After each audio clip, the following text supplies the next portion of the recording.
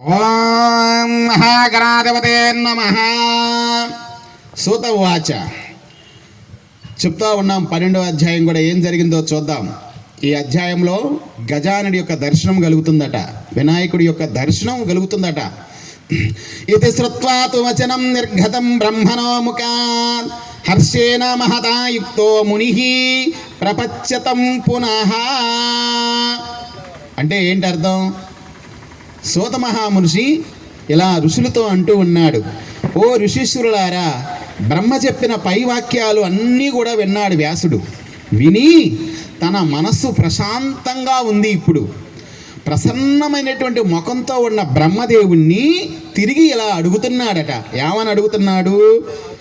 అవధారం మయా ప్రాప్తం పీత్వా వాఘమృతం తవా ఇదానీం శ్రోతిమిత్యాభి మంత్రరాజామిమం పితః కో జజాప కథం సిద్ధిం అవాప చ గజాననా ఏన్మే మే సంశయం చింది త్వాతన్యో నాస్తి మే గురుః. అలా సంస్కృతంలో మాట్లాడాడు ఆయన. దాని తెలుగు అర్థం ఏంటంటే, ఓ 4 ముఖాలు కలిగినటువంటి వాడా, ఓ చతురాననా, నీ అర్థవంతమైన ప్రశాంతమైన వాక్యాలు విని నా మనసుకు ఎంతో స్వాంతన కలిగింది అన్నాడు. స్వాంతన అంటే మనస్సు ఎటువంటి టెన్షన్ లేకుండా ఆనందంతో ప్రశాంతంగా రిలాక్సింగ్గా ఉండేటువంటి ఒక ఉన్నత స్థితి అన్నమాట. ఆ విధంగా అయిపోయింది ఆ గజానుడి యొక్క మంత్రాన్ని.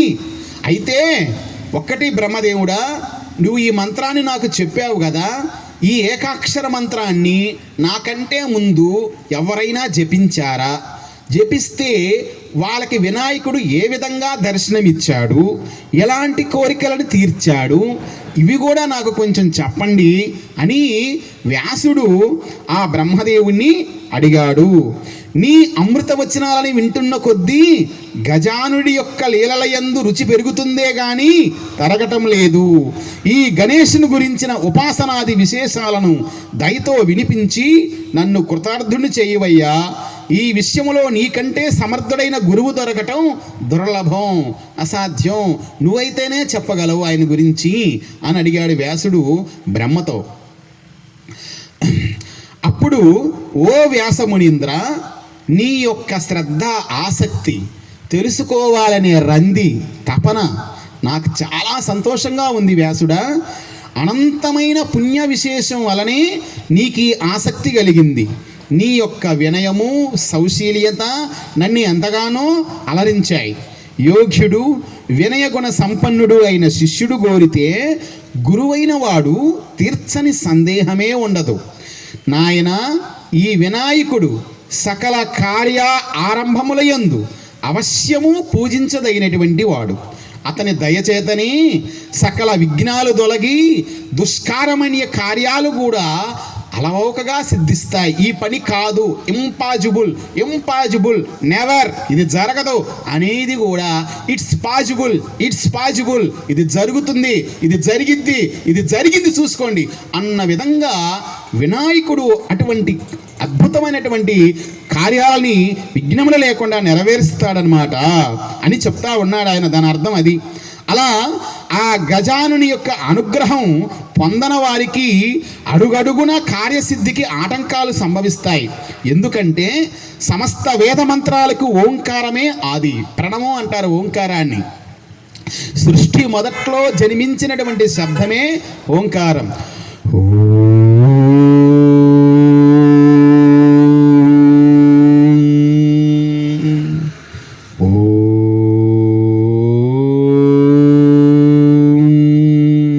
ఇది ఓంకారం. ఈ ఓంకారాన్ని ఓంకారం అనకుండా ఇంకా ఏ పేరుతో పిలవచ్చు? ప్రణవం. ఏ పేరు? ప్రణవం. ప్రణవం, ప్రణవనాథం అంటారు. ప్రణవనాథం అంటే ఇదే ఓం అనే శబ్దం. ఆ ఓం అనే శబ్దంలో నుంచి అన్ని అక్షరాలు పుట్టాయి. ఏ భాష అక్షరాలైనా కానీ, అది సంస్కృతం కావచ్చు, తెలుగు కావచ్చు, ఏదైనా కానీ సమస్త భాషలకు, సమస్త దేవతలకు, సమస్త నాథాలకు ఆదినాథమే ఓంకారనాథం. కాబట్టి అది ప్రణవనాథం. వేద మంత్రాలకు ప్రణవమే ఆది. ప్రణవరహితమైన మంత్రం నిరర్ధకం. అందుకే చూడండి మీరు ఇక్కడ ఏ మంత్రం జపించినా ప్రతి మంత్రానికి ముందు ఓం అంటాం మనం. ఓం అనకుండా మంత్రం గనక చదివితే మంత్రము ఫలితము ఇవ్వదు. ఎందుకని? ఒక శరీరం ఉందండి, శరీరంలో ప్రాణం లేకపోతే శరీరం దేనికైనా పనికొస్తుందా? దేనికి పనికిరాదు. ప్రాణం ఉన్నప్పుడే శరీరానికి కూడా ఒక అర్థము, దాన్ని గౌరవించటము, దానికి ఒక ఉనికి, అది ఒక జీవి అని మనకి ఒక ప్రమాణంగా కనపడుతుంది. ప్రాణం లేని శరీరం ఎటువంటిదో ఓంకారాన్ని ముందు చదవకుండా చదివే మంత్రము కూడా అటువంటిదే. ప్రాణం లేని శరీరం లాంటిది అని ఆయన చెప్తా ఉన్నాడు. గమనించండి, మీరు ఏ మంత్రం చెప్పినా కానీ ముందు ఓం గణపతయే నమః, ఓం విఘ్నరాజాయ నమః, ఓం పరమేశ్వరాయ నమః, ఓం విష్ణుదేవాయ నమః, ఓం శ్రీరామచంద్రాయ నమః, ఓం లక్ష్మీదేవియాయ నమః, ఓం గౌరీ అయి నమః అని అంటా ఉన్నాం. ఏంటి దాంట్లో రహస్యం? ఆ నామాన్ని చదివేటప్పుడు ఈ ఓం అనేది ముందు మనం చదువుతున్నామే, ఈ ఓం అనే నాదము తర్వాత చదవబోయే అక్షరాలకి శక్తిని చేకూరుస్తుంది, చైతన్యపరుస్తుంది. కాబట్టి అన్ని మంత్రాల యొక్క శక్తి మొత్తము కూడా ఓంకారంలో నుంచే ఉద్భవిస్తుంది. అందుకే దాన్ని ప్రణవం అన్నారు. కాబట్టి ఆ ప్రణవమే ఆది, ప్రణవరహితమైన మంత్రం నిరర్ధకం అన్నాడు. ప్రణవ రహితమైన, రహితం అంటే లేకపోవడం, ప్రణవం అంటే ఓంకారం. ఓంకారం లేని మంత్రము వేస్ట్, నిరర్ధకం. అందుకనే 108 నామాలతో మనకి టెంపుల్లోకి వెళ్ళినప్పుడు, ఏదైనా గుళ్ళోకి వెళ్ళినప్పుడు అయ్యగారు ఏమంటారంటే ముందు ఓం అనమంటాడు. ఓం చంద్రమౌళీశ్వరాయ నమః, ఓం శ్రీరామదేవాయ నమః అంటారనమాట. అది కారణం.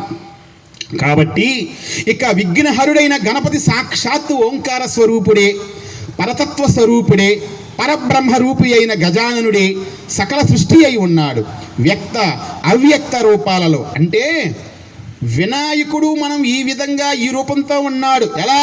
తుండమునేక దంతము తోరపొజ్జయు వామ హస్తమన్ మెండుగా మోయ గల్జలు మల్లన చూపులు మందహాసమన్ కొండక గుజ్జ రూపమున కోరిన విద్యల కల్ల నద్దయ ఉండడి ఓ ఈ గణాధిపా నీకు మృఖ్యథన్ అంటున్నాం కదా. ఎక్కడ? వినాయకుడి యొక్క వ్రతకల్పంలో తుండము కలిగి, ఏకదంతము కలిగి, తోరపు బొజ్జయు కలిగి, వామహస్తమును కలిగి, మెండుగా మోయి గ్రజ్జలతో శరీరముతో మోస్తూ ఉన్నటువంటి శరీర భాగము కలిగి ఉన్నటువంటి ఓ ఈ విఘ్నేశ్వర నీకు మృఖ్యదన్ అని అంటున్నాం కదా. నీవు అలా అనుకుంటే ఆ రూపంతోనే ఆయన అనుగ్రహిస్తాడట. అది వ్యక్త రూపం. లేదు, నా గణనాథుడికి ఈ రూపాలు ఉండవు, అదొక శక్తి, అదొక జ్యోతి, అదొక పవర్, అదొక ఆకారం లేని ఒక బ్రహ్మాండమైన వెలుగు అని నువ్వు భావిస్తే ఆయన అలానే దర్శనమిస్తాడట. అది ఈ వాక్యంలో ఉన్నటువంటి అర్థం. ఏమంటున్నాడు బ్రహ్మదేవుడు? వ్యక్త అవ్యక్త రూపాలలో ఉన్న జగత్తంతా ఆయన రూపమే. సమస్త దేవతలు, సిద్ధులు, సాధ్యులు, గంధర్వులు, అంటే మనుషుల్లో ఏ విధంగానైతే మరి ఆ దేశం వాళ్ళు ఈ దేశం వాళ్ళు అనే రకరకాల వర్గాలు ఉన్నాయో, పైన ఆకాశంలో సూక్ష్మ శరీరాలతో సంచరించే దేవతల్లో కూడా వర్గాలు ఉన్నాయి. గరుడ జాతి వాళ్ళు ఉన్నారు, గంధర్వ జాతులు దేవతలు ఉన్నారు, యక్షులు ఉన్నారు, కిన్నెరలు ఉన్నారు, కింపురుషులు ఉన్నారు, సిద్ధులు ఉన్నారు, సాధ్యులు ఉన్నారు, ఊహు గంధర్వాదులు ఉన్నారు. వీళ్ళందరిలో కూడా గణేశుడి యొక్క స్వరూప శక్తి చైతన్యమే వర్ధిల్లుతుంది. వ్యాసమునీంద్ర, అంత గొప్పవాడు వినాయకుడు అంటే. యక్ష కిన్నెర కింపురుష గణాలు మానవులందరూ కూడా, వీరందరూ కూడా గణేశుని స్వరూపమే అయి ఉన్నారు. ఇక ఆ గణేశుని ఉపాసన, దాని విశిష్టతను తెలియజేసే పురాతన గాథను ఒకదాని చెప్తాను విను. అంటే ఈ వినాయకుడి మంత్రం ఉందే, ఆ మంత్రం గొప్పతనం వ్యాసుడికి అర్థం కావాలంటే ఏదైనా ఒక కథ చెప్పాలి. ఏ కథ? కట్టు కథ కాదు, నిజంగా ఇంతకు ముందు జరిగిన యథార్థ కథ. ఆ కథని బ్రహ్మదేవుడు వ్యాసుడికి చెబుతున్నాడంట. ఏంటా కథ? వినండి.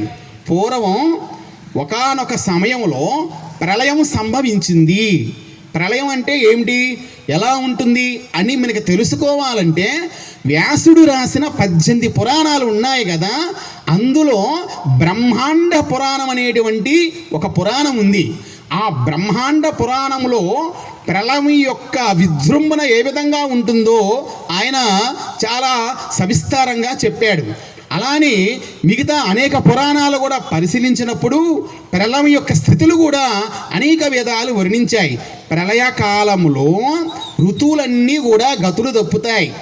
వర్షపు చినుకులు ఒక్కొక్క చినుకు ఏనుగు తొండవంత ధార రేయం బవళ్ళు కురుస్తాయట. 100 సంవత్సరాలు వర్షం అనేది ఉండదు. ప్రళయానికి ముందు జరగబోయేది 100 సంవత్సరాలు ఒక్క చినుకు కూడా భూమి మీద రాలదు. ఎక్కడ చూసినా, ఇదంతా నేను చెప్పేది కాదండి, వేదవ్యాసుడు రాసినటువంటి భవిష్యత్ పురాణంలో ఆయన జరగబోయే కాలం గురించి కూడా 5200 సంవత్సరాల క్రితమే పురాణంలో రాసి పెట్టాడు. దాన్నే భవిష్య పురాణం అంటారు. దాంట్లో ఆయన చెప్పాడు ప్రళయం ఏ విధంగా రాబోతుంది, అప్పుడు ఆ యొక్క భూమి ప్రమాణం ఏ విధంగా తయారవుతుందో.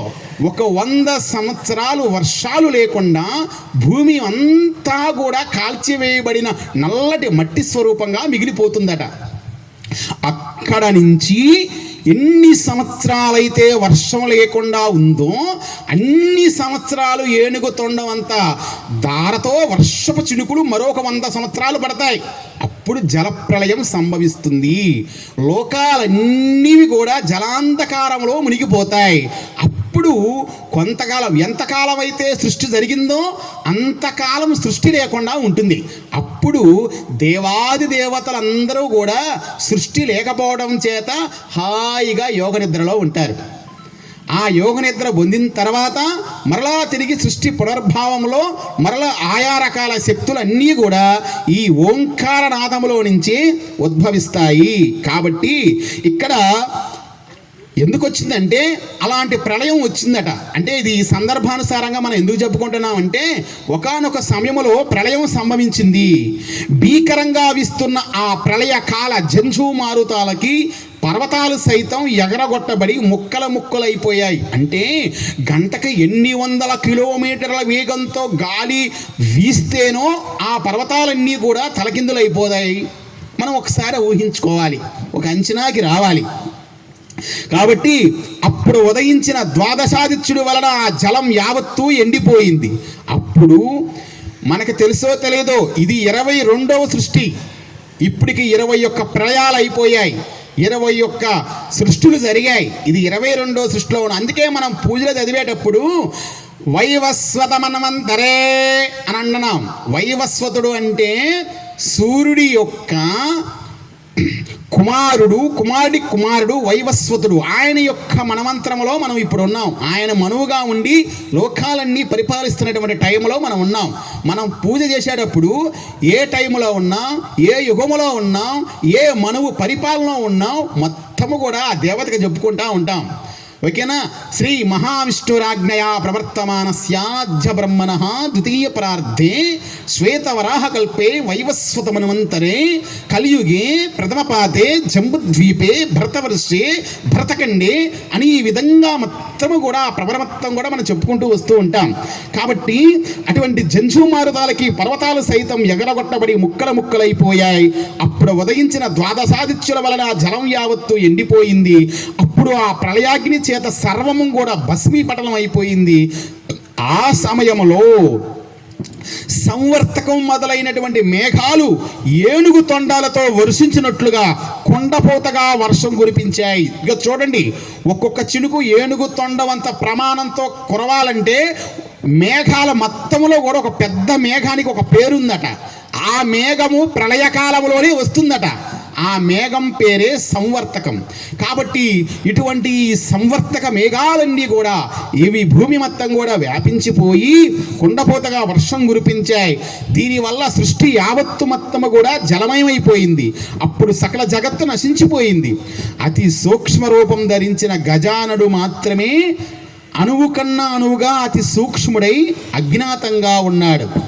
చిరకాలం లోకాలన్నీ కూడా అంధకార బంధములో మునిగిపోయాయి. ఇలా చాలా కాలం గడిచాక ప్రణవనాదము, దానిలో నుంచి పరబ్రహ్మ శబ్దబ్రహ్మగా పుట్టారు. ఆ నాదమే క్రమక్రమంగా మాయావికారము పొంది వినాయకుడి యొక్క రూపం సంతరించుకుంది. ఆ మాయావికారం పొందిన గజానుని నుండి సత్వ రజ స్తమో గుణాలు వాటి నుండి బ్రహ్మ విష్ణు మహేశ్వరులు త్రిమూర్తులుగా ఉద్భవించారు. ఆ తర్వాత 3 లోకాలతో కూడుకున్నటువంటి ఈ చరాచర జగత్తు యావత్తు పుట్టింది. అప్పుడు త్రిమూర్తులు మాయ యొక్క ప్రభావం వలన చిత్తభ్రాంతి గలవారై తామెందుకు పుట్టింది, తమ కర్తవ్యం ఏమిటి అన్న విషయాలని తెలుసుకోవాలని, తమ పుట్టుకు కారుడైన ఆ వినాయకుడిని దర్శించాలని ఉత్సుక్తులైనారు. ఇక్కడ గమనించాలి మనం, బ్రహ్మ విష్ణు మహేశ్వరుల కంటే ముందు కూడా వినాయకుడు ఉన్నాడు అని గణేష్ పురాణం మనకు తెలియజేస్తూ ఉంది. అప్పుడు సృజించబడ్డ 21 స్వర్గాలని, అంతరిక్ష పాతాళ లోకాలను చూసి ఎక్కడ నిర్గుణ స్వరూపుడైన పరమాత్మ జాడ కనుగొనలేక త్రిమూర్తులు తపస్సు చేయటం మొదలుపెట్టారు. ఆహారం విడిచిపెట్టి అలా దేవీయ వత్సరాల సుదీర్ఘకాలం తపస్సును చేశారు.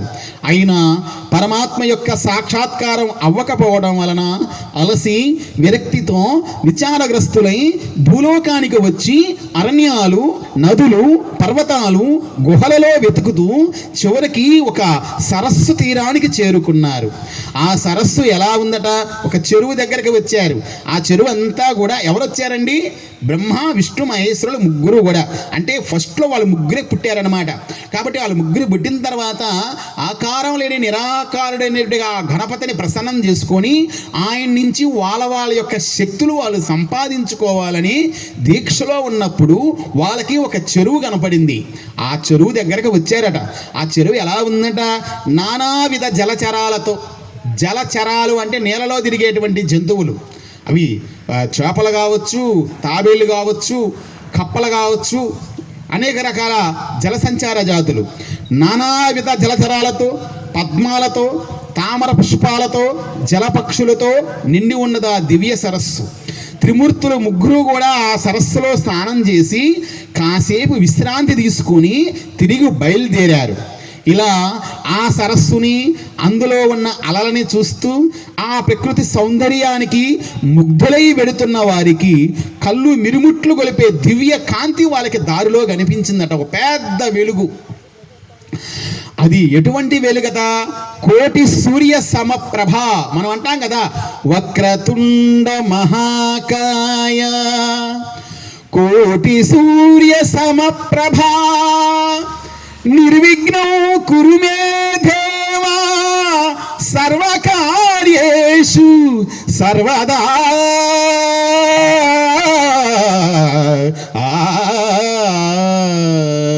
అది ఊరకన్న మంత్రం కాదండి. అది దానికి ఒక ప్రమాణం ఉంది, దానికి ఒక సాక్ష్యం ఉంది, దానికి ఒక ఆధారం ఉంది. అది ఊరక నోటి మాత్రం చేతనో ఏదో భజనలప్పుడు పాటలప్పుడు పాడడానికి ఉద్దేశించిన మంత్రం కాదు అది. అటువంటి కోటి సూర్య సమప్రభ కాంతితో వాళ్ళు ఆ చెరువులో స్నానం చేసి దగ్గర ఉన్నటువంటి చెట్టు కింద విశ్రాంతి తీసుకొని తిరిగి బయలుదేరుతూ ఉన్నప్పుడు కోటి సూర్యుల తేజస్సుతో ఒక పెద్ద కాంతి కనపడింది వాళ్ళకి.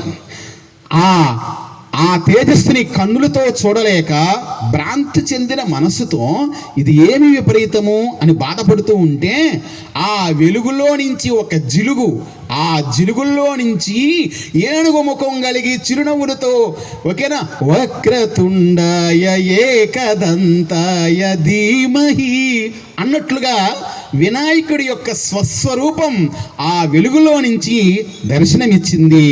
ఆ వెలుగు మధ్యలో ఆయన యొక్క దివ్య తేజోరూపంతో సాక్షాత్కరించాడు త్రిమూర్తులకి. అప్పుడు వాళ్ళ హృదయాలు అమితమైన సంతోషంతో ఉప్పొంగిపోయాయి. ఆ దివ్య మంగళ స్వరూపం ఎలా ఉన్నదంటే, ఆ రూపము పాదాల గుష్టము యొక్క నఖం అంటే గోరు నుంచి వెదజల్లుతున్న కాంతితో, అంటే ఆ వినాయకుడి యొక్క శరీరం మీద గోరులున్నాయే, ఆ గోరులు కూడా ఒక్కొక్క సూర్యుడులాగా వెలుగునిస్తూ ఉన్నాయంట. అంత అద్భుతమైన రూపం అది. మరి ఎర్రటి రోమాలతో ఎర్రటి వస్త్రము ధరించినందువలన సంధ్యాకాలములో ఎర్రగా ప్రకాశించే సూర్యమండలాన్ని తలదన్నేలా ఉంది. తన 4 దివ్య బాహువుల్లో స్వామివారి యొక్క రూపాన్ని వర్ణిస్తున్నాడు. వినండి, ఆయనకి 4 భుజాలు ఉన్నాయంట. అందుకే కదా మనం శుక్లాంబరధరం విష్ణుం శశివర్ణం చతుర్భుజం అంటున్నాం.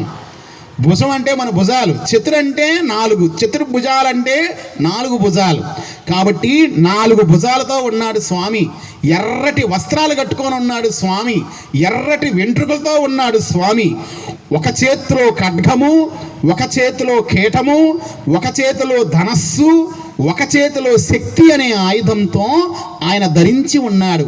చక్కటి నాసికతో పున్నమ చంద్రుని వెక్కిరిస్తున్నట్లుగా దివ్యమైన ముఖవర్చస్సు కాంతి కలిగి పద్మాల వంటి నేత్రాలతో దగదగలాడే కోటి సూర్య తేజో ప్రకాశంతో వెలిగిపోయే కిరీటం దాల్చి నక్షత్రాలతో నిండిన ఆకాశం లాంటి దివ్య సుందరీయ ఉత్తరీయాన్ని ధరించి ఏకదంతము కలిగి, ఉత్తరీయం అంటే పైన కప్పుకునేటువంటి పైపంచ అంటాం, దోవత అంటామే, అది ధరించి ఏకదంతము కలిగి ఏనుగుడికే భయపడేటువంటి భీతి కలిగే లాంటి పెద్ద పెద్ద తుండాలతో, ఐరావతం మొదలైన ఏనుగులకే భీతి కలిగేటువంటి పెద్ద తుండముతో దివ్య కాంతితో ప్రకాశిస్తున్నటువంటి ఆ గజానుని దివ్య మంగళ విగ్రహ స్వరూపాన్ని చూసిన త్రిమూర్తులైన వాళ్ళందరూ కూడా ఆయన పాదాల మీద పడి నమస్కారం చేసి స్తోత్రం చేస్తున్నారు.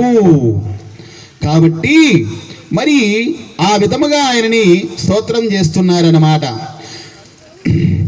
ఓం అజం నిర్వికల్పం నిరాకారమేకం నిరానందమద్వైతమానంద పూర్ణం పరం నిర్గుణం నిర్విశేషం నిరీశం పరం బ్రహ్మ రూపం గణేశం భజే.